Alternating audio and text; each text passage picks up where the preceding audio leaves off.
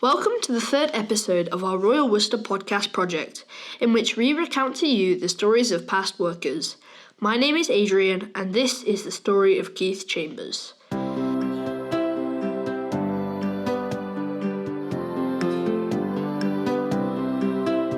For an insight into this project, a group of Nunnery Wood High School students were captivated in our history lessons by listening to oral histories about factory life. From these interviews, we've created a series of podcasts with the help of Julia, an amazing oral historian who recorded the interviews in the first place. I chose to focus on Keith. He was born in 1947 and started work in the local co-op and then as a wedding photographer. He applied 4 times for a job at Royal Worcester and eventually got a job as a mould maker. It paid better than his old job. Here are Keith's first impressions of the factory. I got the job in mould making without actually seeing the mould making department. I suppose I was so surprised to be offered a job that I took it. The pay was fine and I had confidence in that I could be a mould maker. Didn't know what they did, didn't know how you did it, knew no one, but spoke to friends later and thought, well, I'll be all right with that.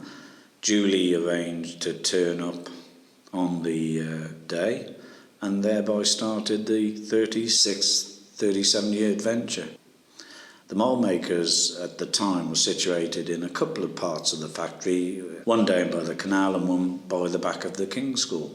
And the mould making shop, which had about 20 mould makers in, all of a sudden was very daunting because you were the new lad, there were obviously some old stagers, and the biggest fright is that everybody knows what they're doing by you.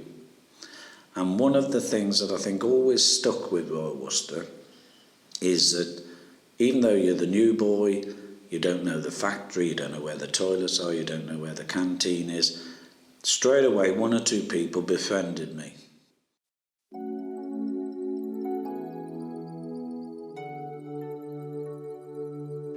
As the name suggests, mould makers made the moulds for various pieces of china that the factory produced. But Keith didn't stay in this department for long. He moved to the casting department, first as a labourer and then as part of the casting team. The casters made things like cups and teapots by tipping liquid clay into the moulds. Here's Keith describing his team. We actually had a team of 4, and that was the caster, the chap who tipped the empty slip out when it was set long enough to be the right thickness, myself who was the scrapper, and I took the scrap excess off the top, and the other chap was the unmoulder who took the wear out of the moulds and passed it on to the people putting on the spouts and handles and that. And we actually had a superb team. The other interesting fact of our team was whenever we were short of work, we were always sent to do heavy jobs anywhere else or empty somebody else's shop or move moulds, and we became, and still known to the day, as the heavy gang. And in fact, subsequent teams of people who move ware actually were called the heavy gang as well, but we were the first heavy gang, and we revelled in that name for years, and we did all sorts of labouring jobs, or the other guys did eventually when I moved on to management, always known as the heavy gang, and it was a term that was developed, stuck, and still used today for people who actually do labouring. The heavy gang didn't have much time to loiter, but of course there was quite a lot of teasing and mischief, and meetings between boys and girls in the factory. There was a few sackable offences, however. Keith tells us more. The most sackable offence was if you threw clay.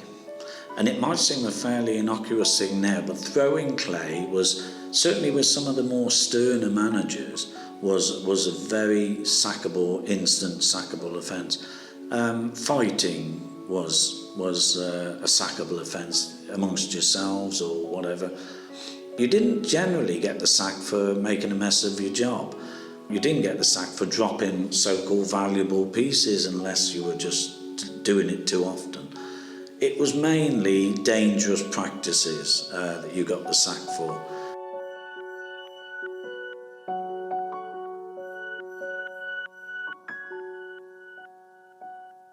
It was always a very friendly, sociable place.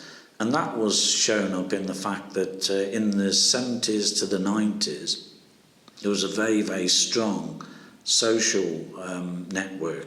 We had a sports and social club, didn't actually physically have a building, but we had football teams, cricket teams, darts teams, and they were ever so well attended. The sports and social club put on gala days. We used to have a sports field up the Droitwich Road. We put on skittle competitions. You'd have 40 teams enter the skittles, each with 6 in. So vast swathes of the factory. The cricket team was always a good one. The football team was a good one. And you paid us a fee each week for the sports and social club.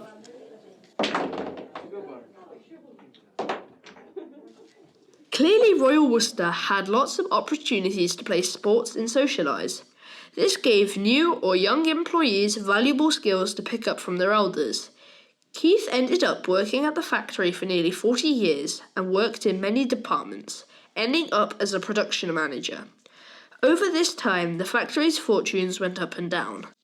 The factory fluctuated in employment levels. I mean, as high as 600-700 shop floor people in the late 70s to as low as 200 in the early 90s. And some people left and they didn't replace jobs. Some were redundancy situations. But over the factory, it wasn't a lot because there were so many departments, 2 here, 2 there. But it always had an effect, but it bounced back. One of the things Royal Worcester is famous for is its porcelain figurines. When we went to the museum, we saw quite a lot of these. In the 1990s, Keith was involved in the production of many new models.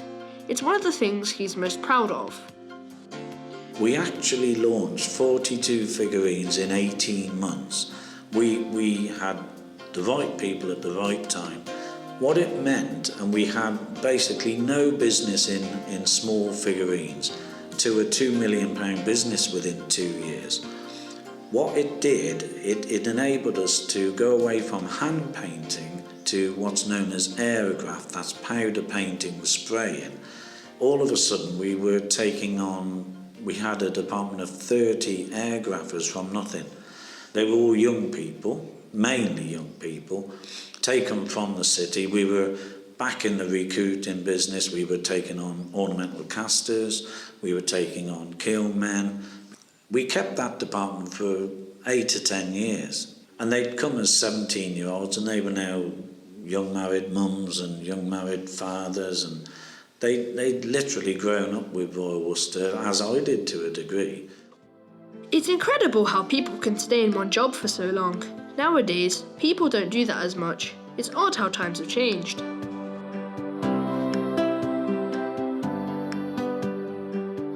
I really enjoyed listening to Keith's stories. When he looks back, he recalls the friendships, laughter, and one memorable moment when he had lunch with the Duchess of Kent. Thank you for listening to my podcast. Do keep listening, as there is still so much more to find out. In episode 4, you'll hear about the male painters who got up to a lot of mischief in the factory. I hope you've enjoyed finding out about Keith Chambers and his role at Royal Worcester. Thank you and goodbye.